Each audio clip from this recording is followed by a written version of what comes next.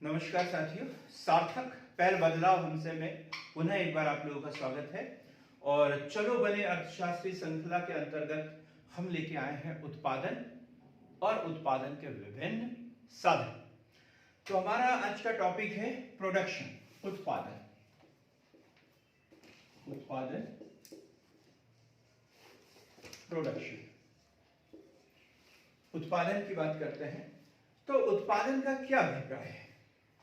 सामान्य व्यक्ति उत्पादन से अभिप्राय लगाता है विभिन्न वस्तुओं का निर्माण करना। उत्पादन का सामान्य अर्थ लेते हैं विभिन्न वस्तुओं का उत्पादन करना। लेकिन मित्रों, एक अर्थशास्त्री कुछ अलग ही व्याख्या करता है इसकी। अर्थशास्त्री बोलता है कि मनुष्य ना तो किसी को बना सकता है ना ही मिटा सकता है। वो क्या करता है, उसका रूप परिवर्तित करते रहता है। जैसे हम छोटी सी बात करते हैं, एक पेड़, उसको काट दिया और उसमें क्या किया, हमने फर्नीचर बना लिया। ऐसा लगा व्यक्ति को, एक भ्रम हुआ कि हमने क्या बना लिया, फर्नीचर बना लिया। 10 साल, 20 साल, 25 साल, 30 साल वो फर्नीचर चलते रहा और उसके बाद वो टूट गया, खराब हो गया।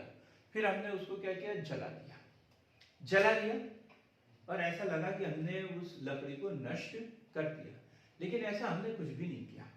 हमने क्या किया, उसके सिर्फ रूप को परिवर्तित किया है।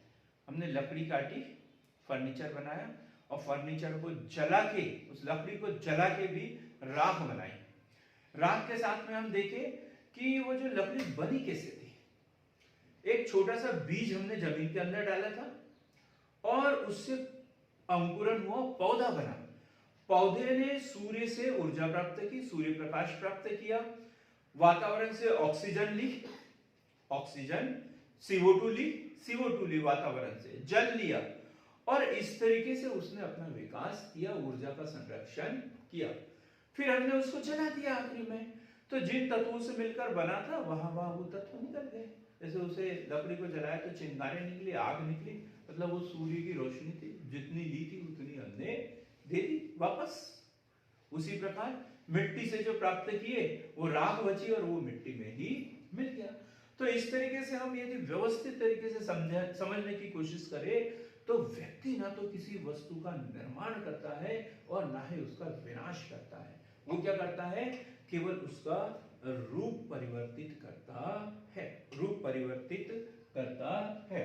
तो इस प्रकार उत्पादन क्या है, उत्पादन का अभिप्राय, उत्पादन का अभिप्राय, उत्पादन का अभिप्राय किसी वस्तु का, किसी पदार्थ का निर्माण, पदार्थ का निर्माण करना ही, न होकर बल्कि उसका स्वरूप बदलकर, बल्कि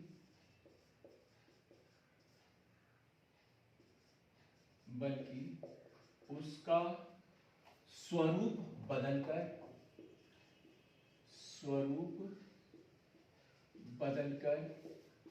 उसकी उपयोगिता में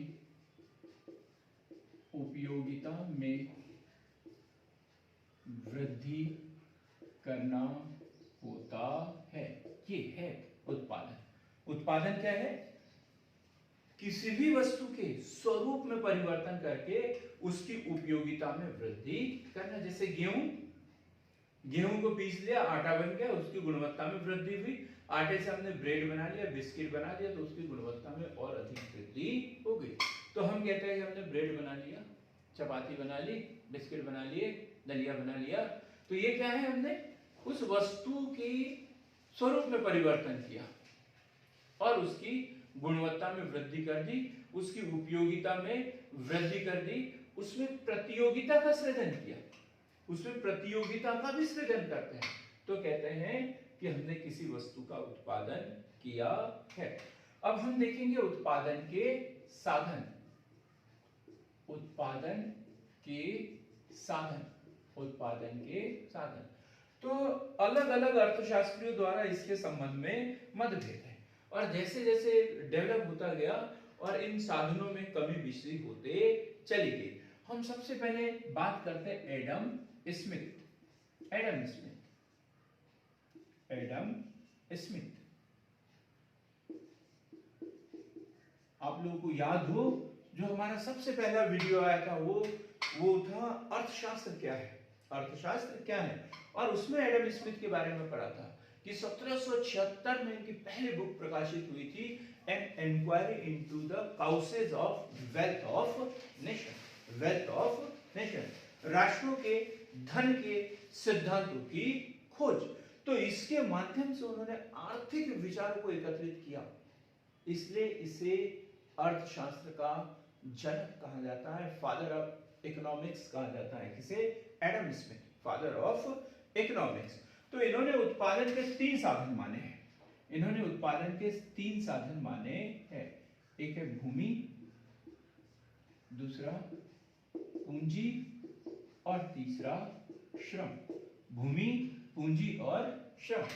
एडम स्मिथ इकोनॉमिक्स के जनक, इन्होंने उत्पादन के 3 साधन माने हैं, भूमि, पूंजी और श्रम। भूमि, पूंजी और श्रम। फिर इसके बाद में क्लासिकल अर्थशास्त्री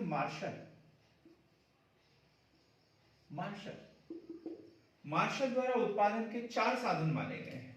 मार्शल द्वारा उत्पादन के 4 साधन माने गए हैं। एक भूमि, दूसरा पूंजी, तीसरा श्रम और चौथा संगठन। मार्शल द्वारा उत्पादन के 4 साधन माने गए हैं, भूमि, पूंजी, श्रम और संगठन। इसी प्रकार आधुनिक अर्थशास्त्री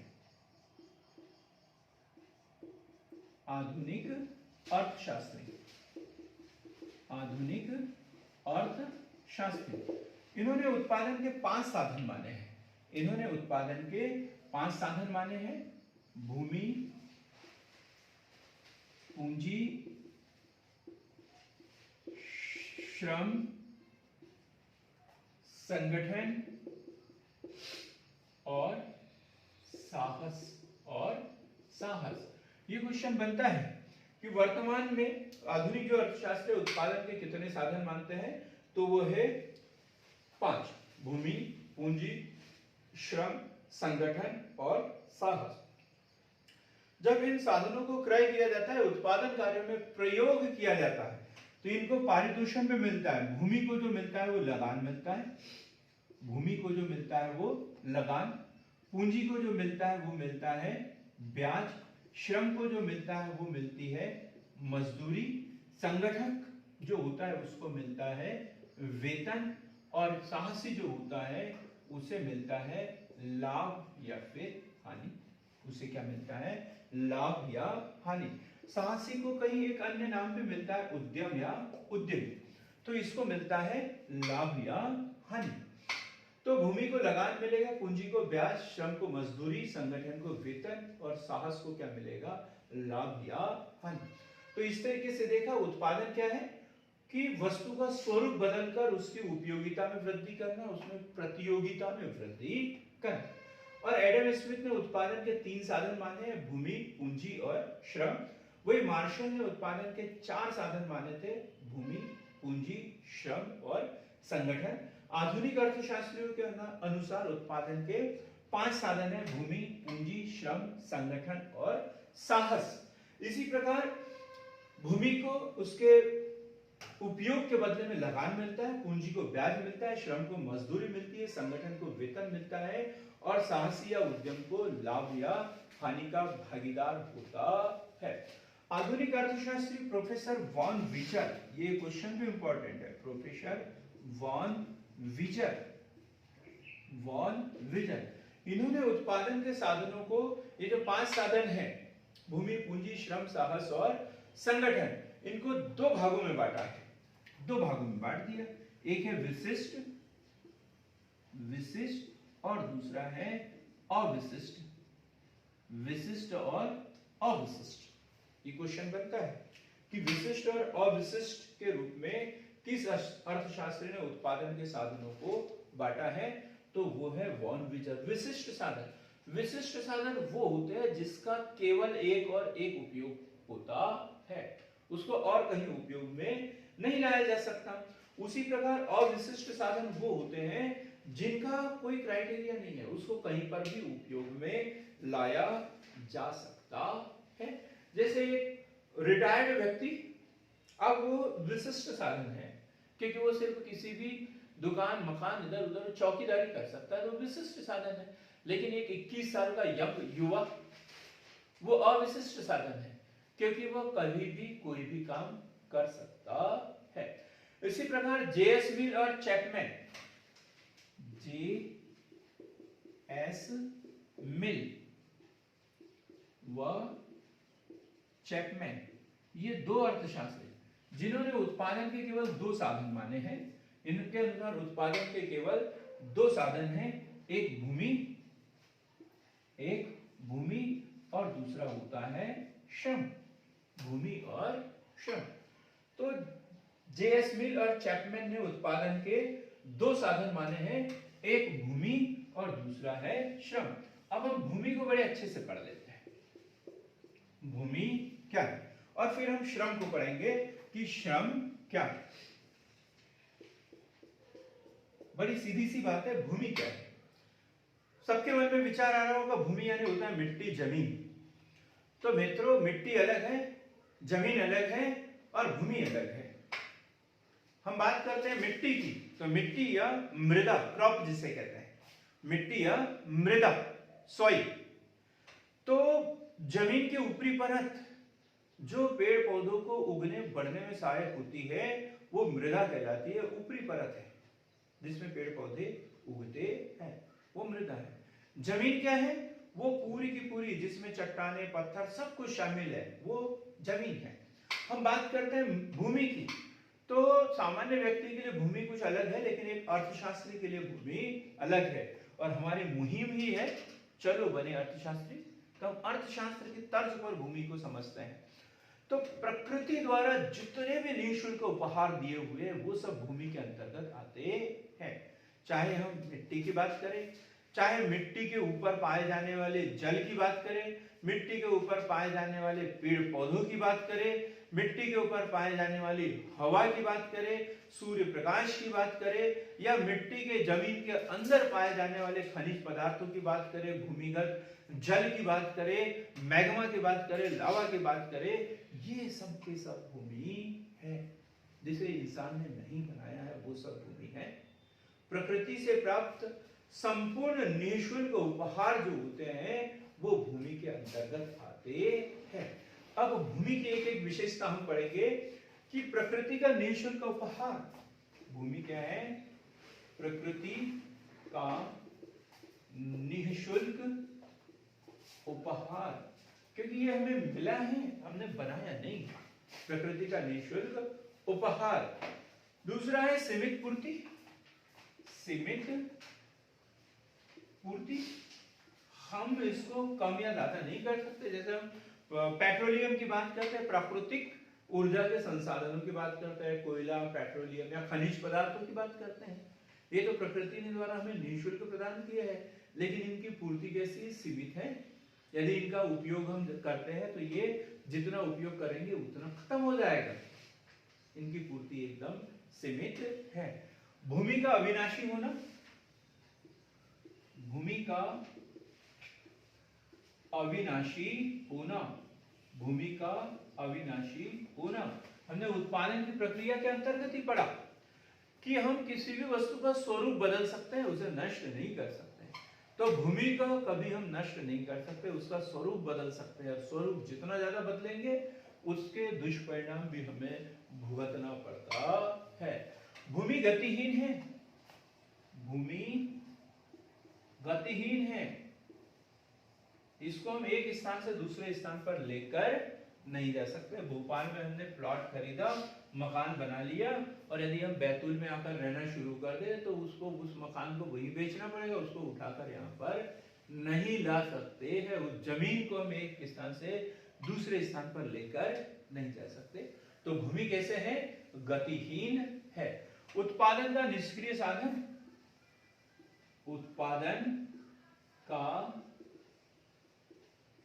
निष्क्रिय साधन, उत्पादन का निष्क्रिय साधन। कि इसको हम व्यक्ति जो श्रमिक होता है वो मशीनों के माध्यम से इसे गतिशील करता है, स्वयं भूमि कुछ नहीं करती। जैसे हमने सागौन के पेड़ की बात की थी कि सागौन से हमें फर्नीचर प्राप्त होता है, लेकिन ऐसा नहीं कि हमने एक सागौन का बीज डाला, पौधा निकला, उसके ऊपर खूब खाद पानी डाल रहे हैं, 10 साल का हो गया पौधा, उसमें आज तक सोफा लगा ही नहीं, टेबल लगा ही नहीं, दरवाजा लगा ही नहीं। ऐसा कर सकते हैं, लेकिन कभी उसमें लगेगा भी नहीं कि हम उसे क्रियाशील करते हैं, हम उससे बनाते हैं। तो भूमि उत्पादन का कैसा साधन है? निष्क्रिय साधन है, ये अपने आप कुछ नहीं करता है, उत्पादन का निष्क्रिय साधन है। उसमें उत्पत्ति ह्रास नियम शीघ्र लागू होता है, उत्पत्ति ह्रास नियम शीघ्र लागू होता है, उत्पत्ति ह्रास नियम शीघ्र लागू होता है। अब हम बात करेंगे दूसरा, श्रम की क्या क्या विशेषताएं हैं। श्रम की क्या क्या विशेषताएं हैं? श्रम मतलब श्रम दो प्रकार का होता है मित्रों, शारीरिक और मानसिक। शारीरिक और मानसिक। आज के पेपर की हेडलाइन हमने पढ़ी, बड़ा अच्छा लिखा हुआ था, सुनकर बड़ी तसल्ली हुई, लेकिन अंतरात्मा से थोड़ा दुख भी हुआ कि उसमें लिखा है कि जो 5वीं तक पढ़े लिखे होते हैं वो बेरोजगार नहीं होते, और जो ग्रेजुएट होते हैं वो अक्सर बेरोजगार होते हैं। मध्य प्रदेश में जो है ग्रेजुएट लोगों में बेरोजगारी की जो दर है वो ज्यादा है, जबकि 5वीं पास लोगों में बेरोजगारी की दर कम है। वो दर इसलिए कम होती है क्योंकि उसको पता ही नहीं रहता कि मैं बेरोजगार हूँ या नहीं हूँ। उसको जो काम मिलता है वो बेचारा करने लग जाता है और अपनी रोजी रोटी का जुगाड़ लगा लेता है, तो बेरोजगार होगा ही कहां से। तो हम बात कर रहे हैं श्रम की। तो श्रम दो प्रकार का होता है, शारीरिक श्रम और दूसरा है मानसिक श्रम। तो श्रम उत्पादन का अनिवार्य, श्रम उत्पादन का अनिवार्य एवं आवश्यक साधन है। श्रम उत्पादन का अनिवार्य एवं आवश्यक व सक्रिय साधन है, आवश्यक व सक्रिय साधन है, सक्रिय साधन है ये उत्पादन का। भाई यही जो है मशीनें हम पूंजी की भी बात करेंगे थोड़ी देर से, और भूमि की बात हमने कर ली। भूमि है, भूमि के ऊपर मशीन रखी हुई है, लेकिन भूमि को भी गतिशील करने के लिए, मशीन को चलाने के लिए श्रम की आवश्यकता होती है। उत्पादन का एक साधन जो गतिशील है वो है श्रम, सक्रिय भी है और गतिशील भी है। दूसरी बात करें, श्रम को श्रमिक से पृथक नहीं किया जा सकता। श्रम को श्रमिक से पृथक नहीं किया जा सकता। श्रम को श्रमिक से पृथक नहीं किया जा सकता है। जहां श्रमिक होगा वही काम करेगा वो। ऐसा नहीं कि श्रमिक यहां बैठा हुआ है और दिल्ली में जाके काम करे, ये संभव ही नहीं है। अभी टेक्नोलॉजी के जमाने में ऑनलाइन ये सब काम हो रहे हैं, लेकिन श्रमिक को स्वयं ही काम करना होता है। श्रम नाशवान है, श्रम नाशवान है। जब यदि श्रमिक है, यदि वो काम करेगा तो काम होगा, चुप बैठेगा तो श्रम उसका नाश हो जाता है। ठीक, कई बार श्रमिक जो है बड़ी मेहनत करते हैं और उसके बाद में वस्तु नष्ट हो जाती है, मतलब उनका श्रम क्या हो जाता है, नष्ट हो जाता है। जबकि जो भूमि जैसे तत्व है वो तो कुछ भी हो जाए वो बने रहते हैं, लेकिन श्रमिकों की जो मेहनत होती है वो नष्ट हो जाती है। तो श्रम को श्रमिक से अलग नहीं कर सकते, और श्रम जो होता है वो नाशवान होता है। श्रम का संचय नहीं हो सकता, श्रम का संचय नहीं हो सकता। ये जो उत्पादन, श्रम का उत्पादन और उपयोग साथ साथ होता है। इसका श्रमिक काम करते जाता है और दूसरे उसका फायदा लेते जाते हैं, वस्तु का निर्माण होते जाता है। ऐसा नहीं कि दोनों को, इसको श्रम की मेहनत को संचय किया जा सके, ये संभव ही नहीं है। श्रम गतिशील साधन है, श्रम गतिशील, श्रम जो होता है वो गतिशील साधन है। श्रम उत्पादन का गतिशील साधन है और श्रम की मांग व्युत्पन्न होती है, श्रम की मांग व्युत्पन्न होती है। तो श्रम गतिशील साधन है, ये तो पता है कि मध्य प्रदेश का व्यक्ति, एक गांव का व्यक्ति जो है मध्य प्रदेश के पीतमपुर, इंदौर, धार इधर काम करने के लिए जाता है, यहाँ से पेट भर जाता है तो कर्नाटक चल जाता है, कर्नाटक से भी यदि मन उग जाए तो ऑस्ट्रेलिया, यूरोप इधर काम करने के लिए चल जाता है। मतलब श्रम कैसा है, गतिशील है। और श्रम की मांग व्युत्पन्न है। व्युत्पन्न से तात्पर्य है कि श्रम की मांग तभी होगी जब उस श्रमिक द्वारा उत्पादित वस्तुओं की मांग बढ़ती है। यदि फर्नीचर लोग खरीदेंगे तो जो राजमिस्त्री, जो मिस्त्री है, जो फर्नीचर का काम करता है, उसकी मांग बढ़ेगी। लोग सीमेंट गारे वाले जो मकान है, जो पक्के प्लास्टर वाले मकान है, इसमें रहना पसंद करेंगे तो राजमिस्त्री जो है उसको रोजगार मिलेगा। तो इस तरीके से श्रम की मांग जो होती है व्युत्पन्न होती है। तो इस तरीके से आज हमने उत्पादन के बारे में पढ़ा। उत्पादन क्या है, उत्पादन के साधन कौन कौन से होते हैं, किन किन अर्थशास्त्रियों के अनुसार कौन कौन से हैं, और जेस मिल और चैपमैन ने बोला कि उत्पादन के मुख्य साधन दो ही है, भूमि और श्रम, और दोनों साधनों को हमने डिटेल में पढ़ा है। अगला जो वीडियो होगा हम इसमें पूंजी के बारे में पढ़ेंगे। पूंजी क्या है, पूंजी निर्माण क्या है, पूंजी निर्माण के लिए जिम्मेदार परिस्थितियां कौन सी है, और भारत में पूंजी निर्माण की निम्न दर होने के कौन कौन से कारण है। तो हमारा वीडियो देखते रहिए, लाइक करिए, सब्सक्राइब करिए, बेल आइकन को दबाना ना भूले ताकि अगला जो वीडियो है वो हमें प्राप्त हो सके। हमारे साथ जुड़ने के लिए, हमारे साथ बने रहने के लिए बहुत बहुत धन्यवाद।